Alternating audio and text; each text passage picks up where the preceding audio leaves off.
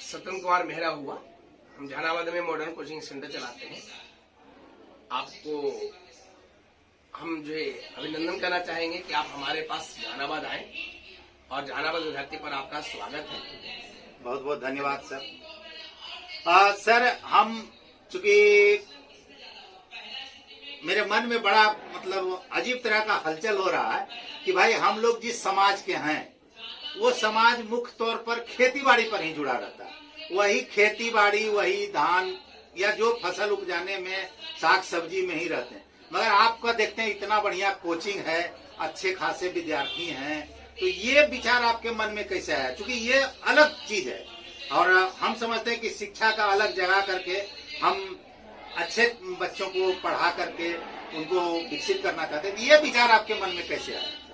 अगर अशिक्षित व्यक्ति है तो वह मनुष्य नहीं है बल्कि पशु के समान है, और इसी विचार से हम बच्चों को शिक्षा देने के प्रति अग्रसर हैं। तो और अभी अपने समाज के लोगों को क्या संदेश देना चाहेंगे? हम ये अपने समाज के लोगों को कहेंगे कि आप खेती कार्य करिए, जीवन जीने भर अनाज उपजाए, लेकिन बच्चों को शिक्षित करें, क्योंकि शिक्षा जब तक नहीं मिलेगा खेती से कुछ होना नहीं जाना है।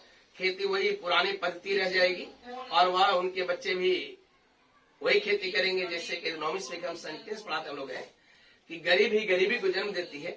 वह पूरी कृषि पर आधारित लोगों को यह सेंटेंस सटीक होता है कि किसान अधिकार। अखिल भारतीय मौर्य शिक्षक मंच के भी राज्याध्यक्ष हैं। सर दो शब्द आप भी बताएं, क्योंकि आप शिक्षक रहे और शिक्षा जगत के मौर्य शिक्षक मंच से जुड़े हुए हैं और सर भी कोचिंग चला रहे हैं, तो ये मतलब एक कोऑर्डिनेशन है आप लोगों का, ये बढ़िया बात है। तो इस संबंध में दो शब्द आप भी अपनी बात रखें। सर इस संबंध में हमारा कहना है कि शिक्षा मनुष्य के सर्वांगीण विकास के बिल्कुल ही जरूरी है।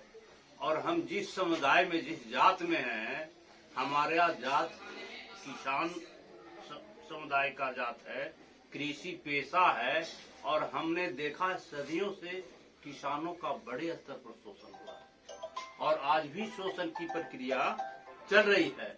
जो उचित मूल्य मिलना चाहिए हमारे किसान बंधु को मिलता नहीं है।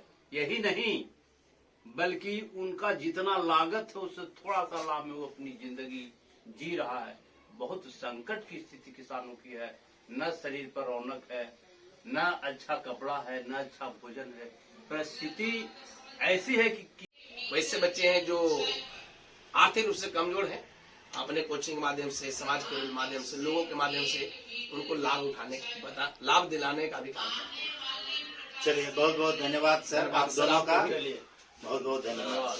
आपको धन्यवाद।